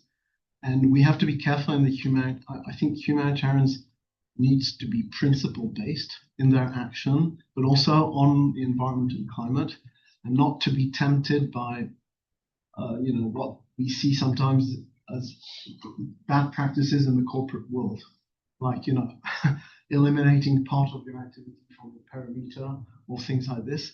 These are temptations, usually linked to wanting to manage things through reputational risk more than actually believing in the core of the action. And I think humanitarians should probably be, try to move away from this because of that mission. Yeah. Thanks. I mean, lots of food for thought, but I'm going to open it up for questions. I already see one hand up in the front. Anyone else who's got questions? Anything? I'm sure. Come on. I have so many, but I don't want to be the one talking here. Okay, Mihir, until others think of their kind of ruminates the word, exactly. Mihir, please introduce yourself and question. My name is Mihir Bhatt. I work with All India Disaster Mitigation Institute, and I'm so glad to be here and learn from the examples which are here. Stalwarts is in, so congratulations to be pushing this further. The GEC members, for example, and many others. So it's very inspiring. and which makes me think about, is there a kind of meta analysis of why leading by example actually took place, and the nature and extent of it, how it worked, and how that could be picked up to make it better, bigger, faster, so that the sector gains certain, not only acceleration, but also momentum in terms of the mass that is taking place. Is there any effort being done to, what kind of lessons learned, not after 3 years, but quickly, real time? And if it isn't done, would it be useful to actually do that so that it becomes more contagious than it has been so far? And the reason I'm asking is partly out of the inspiration of what's presented here, but also worry last few days here in London Climate Week that the rate at which we are making progress, including leading by example, is it's sort of not only catching up perhaps, but kind of a last hurrah, if that's the word. So how do you sort of make more or more? Yeah, thank you. Any others who have any questions? Mandy? Introduce yourself, please. Sure. Hi, I'm Mandy George. I'm with the IFRC, specifically with the Global Shelter, Land and Site Coordination Cluster. I had a question and a comment, I guess. I was wondering if there's so many good examples today of some of the co-benefits of a lot of these actions. And I was wondering if you all that mentioned them are documenting them, because I feel like we really need more evidence. We need also how we feed that back to donors and try and influence what they fund and what they do. And I'm also really interested in the co-benefits, not only from like a cost operational perspective, but also reducing our environmental impact more broadly. So not only decarbonizing, but also some of those impacts we see on the ground, which for shelter, like we saw in Bruno in your slide, in terms of carbon footprint, shelter and NFI quite low. In terms of environmental impact, I think it's much higher because of all the impact on deforestation and shelter materials. So yeah, I guess a question and an encouragement as well. Okay, and then we have one more question online and we can go around for responses. Yeah, Sam, go ahead. So I think it's more for Bruno. Can you please provide more details on the data and the data collection method used to calculate the footprint of the humanitarian sector? Okay, so we've got a few questions. Who would like to respond to what? I'm looking at the three of you in the room. If you have any of those that you're inspired to, that you seem to be. No. I can answer for this. Yeah, I can. And I think these two questions sort of complement each other really. I think there has been some good examples of leading by example, and there has been some progress, but I think there could be more, and potentially doing a joint white paper or something, some kind of document that talks about it. I think having this week is really good, especially because it's so hot. Yeah. And we need to be talking to donors this week, so it's really hot. And so I think just building on the momentum of what we've got here today and building it, and just keep having these kind of conversations, keep just pushing, keep leading by example. I feel like at some point enough people will think, there's some cost benefits here, or if they can do it, we can do it, or we can start small. I hope it's build it and they will come kind of approach to it. Yeah, I'm up for more, but what that looks like, I don't know. I'm also going to look to Anita as she's online. Anita, do you have any responses to any of the questions that came up? Cost benefit, lessons learned, preparations, Sure. On the co-benefits question, IRC is working on a global cost savings tracker. And so for all of our cost savings, we're actually tagging what are sustainability emission savings and waste reduction savings. So to answer that question, we are working on those kinds of trackers for co-benefits. That's great to hear. Maybe it's a tool you could share with others. Yeah, absolutely. Yeah. Okay. Good. Good to hear. You had something. Yes, I think that on the leading, sort of what's the knowledge management and the, you've got a good idea. How do you get it out there? I think that certainly when, say, the Children was developing its supply chain decarbonisation strategy, I was looking at a lot of peer organisations and public records to help form what we do. And then and there's a lot of frenemies in our sector. There's such a good sharing culture. But then I think there's also, certainly from the supply chain perspective, so many really good bodies that bring people, bring INGOs together, like the REC. There's all sorts. I won't overload with acronyms. And then I believe that sort of ECHO is really leading the way in terms of bringing it to the sort of highest levels, particularly around sustainability and mainly environmental sustainability, to look at kind of reform and kicking things off. And that's very high level. So all credit to the EU on that. And then I think to your question about the cost benefit. So, Save the Children, we've been capturing financial benefits of just all sourcing procurement activity. And we have quite a decent methodology for the last 8-9 years.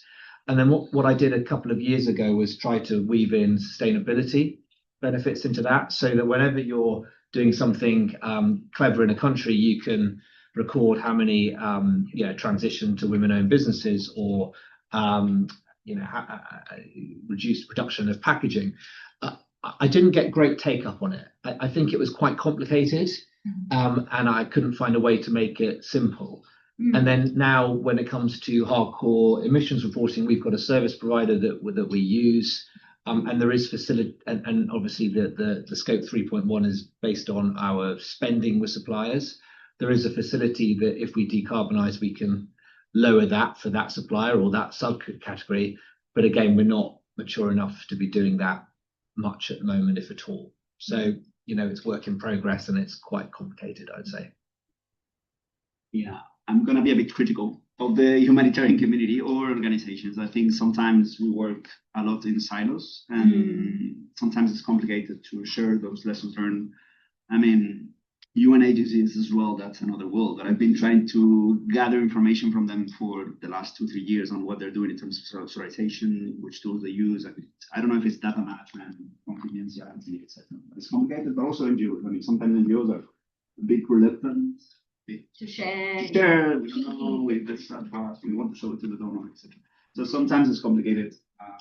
But I think we need to rely on platforms that already exist. We don't need to create something new. I mean, we have Climate Action Accelerator, we have REC, we have GPA, we have platforms that already exist, that are specifically born to do that, right? To share experiences, to bring everyone together. So I think we need to create something. And just on that, I mean, the Charter website has also a curated set of tools and guidance, and we've been actually curating these environment sustainability tools, the HCC, which is also now run with the Climate Action Accelerator. We have quite a lot of tools out there, and this is something we're seeing a little bit more now, is organizations want the tool to be showcased. So they're like, can you share about our new tool? So in a way, it's also about, it's a little bit of the visibility. We share it in our newsletter so that organizations see it, donors see it. So donors kind of come back, oh, we saw that tool. Can you introduce us to the right person? So I think it's that motivation to share, to make it a public good is also really important. So happy, that's why I asked IRC, you share the tool. We'd be happy to share it widely. I'm sure other organizations are also looking at this sort of thing. And then over to you, Bruno, because I'm sure you have quite a lot of just to come back on the cost impact analysis in a broader sense. So not only carbon but environmental impacts, operational benefits. So I actually think it's a very important piece that we need to produce in the current context. So it happens to be one of our projects we want to do in the coming year. But it would have to be done in collaboration with basically the information different organizations have from within, to try to basically put it together and look at what actually is meaningful and recurrent from one to the other and sufficiently robust to put in a kind of overall. I think this can be very useful notably for people in leadership positions, because it deconstructs this type of view that it's one or the other and you can't do both. So we really need to deconstruct this quite profoundly. I think there is a question we find that a lot of counterparts in organizations are quite isolated on this subject. They don't necessarily have the full ear of the top management. We need to get top management back onto the subject. And I think that's important. So communities of practice are great, but they tend to assemble people at a technical level. And we actually do need a leadership level in this question, because there's a disconnection in understanding actually of this issue. I think what you said about scaling up mainstreaming, I think here, so donors have actually a very, in my view, strategic role to play, because they can give the long-term signals to organizations about the strategic continuity, what they're ready to promote on the long term. UN agencies are very large funders of other organizations also through their programming. Red Cross societies, Red Crescent societies, they're huge purveyors of money in this field. So I think as long as these systemic players don't turn to what we could consider climate smart programming, it will be fragile. And I think that's the direction we should push for. On the data regarding the emissions analysis, so as I said, it's not a measurement, it's an emissions estimation based on available data from the UN cluster system. So it has its limitations. It's based on what's available. It would require a much more refined approach if you wanted to go further. But at the end of the day, the question is not so much the absolute number. It's the trend. It's more or less the size of what it is, and what are the big sources within this pie. And I think in that sense, it's probably relatively accurate or relatively reliable, even though the absolute numbers would need to be further refined. But as you said, it's to have a benchmark or like a baseline rather, to say this is where we are. Can we get to here, which is the ambition for the sector, for the planet? Is kind of my thing. And I think I have a question for maybe you, Bruno, but in general, like we've got the Climate and Environment Charter Secretariat works with the donors and the supporters to the charter quite closely. So for us, these advocacy points are crucial when we are speaking with our donors to kind of hear from you as well. What are those top things that you're looking for from the donor? In terms of flexibility funding, we heard the fact that we need to either make sure that they are also putting their money where their mouth is, in able to move some of the processes that you mentioned that you had already started at Save the Children, but can't continue because the funding dried up. So there is the donor greening priority, the 10 priorities, the donor greening priorities that have been set up, and there is we have Sam here, who's one of the secretariat to that. We work with you very closely as a charter secretariat. So these are some of the things perhaps we can take back to them as well, to say, listen, we're hearing that there is amazing amount of progress happening, but there is bottlenecks to this progress. And some of them are actually part of the donor's prerogative to take forward and to move forward. Yeah, maybe if I can add also, like, I think we tend to also forget that the donor community is also very much affected by these funding cuts. Yeah, that's true. And a lot of our environmental and climate focal points, some of their positions have been cut, and therefore we see in the recent months a little bit of a slow down. Slowing down in their ambition so, I mean, but it might come back. But I think we need to really keep that in mind, that the donor community is not always And from one donor to the other, it's all Very different. Yeah, Mm. some donors have more capacity than others in pushing these agendas forward. And maybe it's to map those donors who do have that capacity and to kind of focus a little bit on where their interests are and kind of where we could kind of, leverage those interests.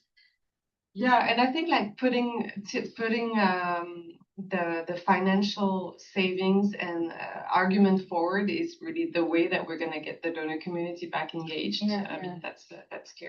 And this white paper kind of option, that's really, yes, I know we have a question out there. Yeah. Introduce yourself. And my name is Sarah, and I'm a master in IDHE here at LCAW. After the discussion, I was just wondering whether, given that AI is increasingly being used by humanitarian organizations for programming, forecasting, delivery, data management, and stuff, whether your decarbonization strategies and plan include the environmental footprint of AI use, or whether that's just a new. Good question. Well, I can give a quick, so definitely in the estimation that was done, it was not counted for sure. When we do individual footprints of organization, like 2 years ago, digital side is usually 1 or 2% of the full footprint. But for sure, with the generalized AI, it's shooting up pretty quickly. So there are questions of methodology of how to capture this, how to estimate it. It needs to be integrated, absolutely. And then on that, like even for us as the Charter Secretariat, we're looking at also our own AI policy, looking at, what are the most, like the ethical, least environmental footprint alternatives. And if organizations are buying maybe so you buy for Claude, if you're buying the package or something, there is a measurability that can be actually taken into account because you can see how much you used, etc. And that has a calculation, I must. Yeah, I think it's a really good question. I think we'll get there. And actually, just before this, we were talking about the private sector example where they had literally a KPI on how much, not how many tokens, not how many AI tokens they were using, but actually the carbon emissions associated with the AI that they were using, which I thought was quite interesting. I mean, I think we'll get there. And obviously, we are embracing AI. We're partnering with an organization to look at correlating malnutrition with climate, and so we are obviously using a lot of the AI as well. So I think we'll get there, but that's again a level of sophistication that I don't think we necessarily have. Back to the experts and funding to do that. And there are some coalitions on AI that's building up to discuss this conversation to have, and there's the AI Summit for Good in Geneva next week, I think. Yeah, in 2 weeks. And there is some conversations around some of the big organizations on the use of AI. What does that mean? The environment footprint, etc. So I think for us, I suppose also it's a way of using AI for efficiency, but also using it responsibly, right? And I think that's the kind of balance we're trying to do with all our work in general. But yeah, it's a good point. We need to consider that as well. Perhaps that's something to think about in another list of actions that we need to look at. I mean, as a child rights organisation, we want to listen to children, and it's interesting. Even with my own son, he's having a go with a family group where we're using AI to do stupid image generation, and from his perspective, it's like, well, no, family, that's not a responsible use of AI because of the carbon impact. So I think we need to sort of keep up with some of this thinking into the decision makers in our organisation as well. So it's a really good point. Thank you. It is fun, though, isn't it? It is fun. But not. Yes, I have. Okay, so thank you. I just had a question for Jim. So my name's Morgan. I'm from British Airways. Oh. Being kind of such a large organisation, we can do kind of so many initiatives, but obviously we have a very large supply chain. I think earlier you mentioned how you're kind of asking suppliers to kind of work together to give each other recommendations. As you said, they know their products, they know kind of the best ways to move forward and improve.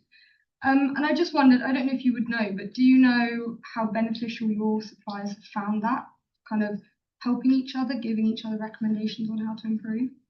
Well, So we're not doing it as much as I would like, because that's the collaboration part that would need to be cut. But I think I'd assume in your sector and other sectors that industry groups come together to share ideas, and I think that is absolutely hugely beneficial. And I'm pretty sure in the aviation sector those things are happening about alternative fuels and the like.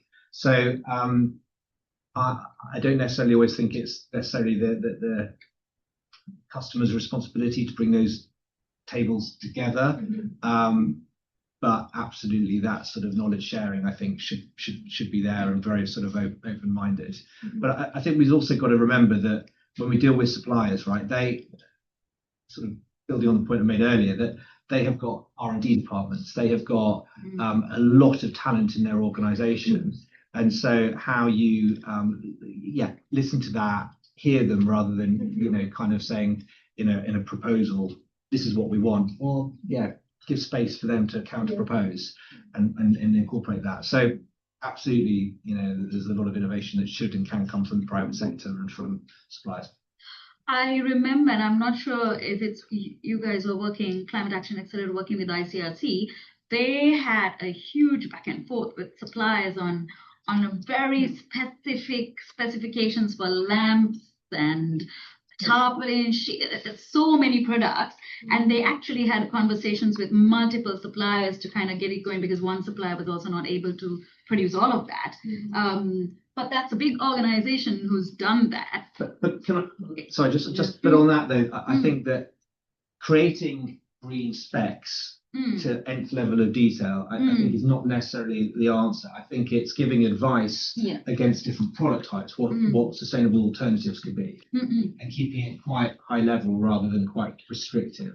I think that's just generally, again, think about INGOs, the breadth of stuff that we buy, and it's all in local communities and nationally purchased. You can't be too restrictive. Exactly. So there needs to be a bit of flex there. Sorry, you. No, I think so. So I think actually this collaboration is very important, because you need demand to meet supply at one stage, and obviously you can't have it on the full spectrum for the reasons you say, but you can probably have it for a limited number of products, which are, and probably those that are a bit more specific to the humanitarian sector.